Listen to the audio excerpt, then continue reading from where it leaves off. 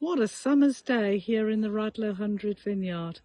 Oh, such hot sun. I say it must be about 27 degrees centigrade. And here I am just standing back a bit, and you can see here on my left the Rondo vines, and then this is the divide, and this is the start of the Solaris vines.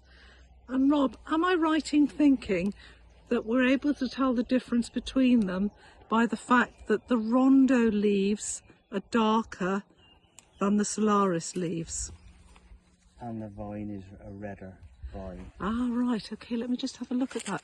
Oh yes, you've got a very red branch on the Rondo vines, vine on the Solaris, and a much greener vine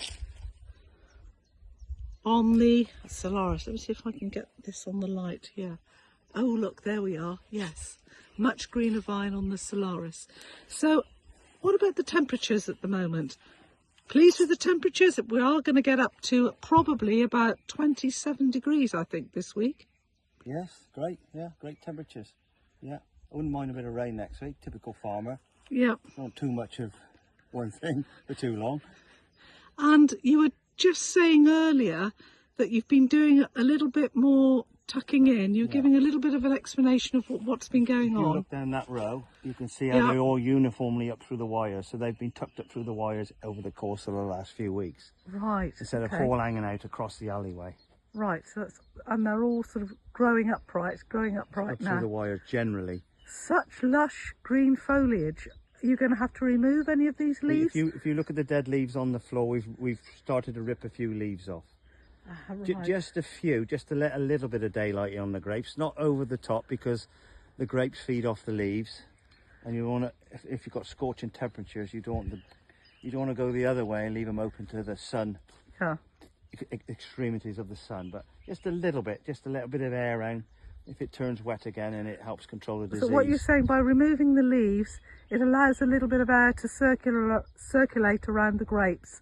And this enhances the growth. Yeah, and if it go back into a wet spell, it helps control the disease in the grapes. You've got a bit of air around there.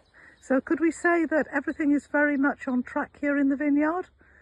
Yes. And are you hopeful, based on the current weather we've been experiencing, for a good crop this year, or are we being a bit premature in asking? Be a bit premature.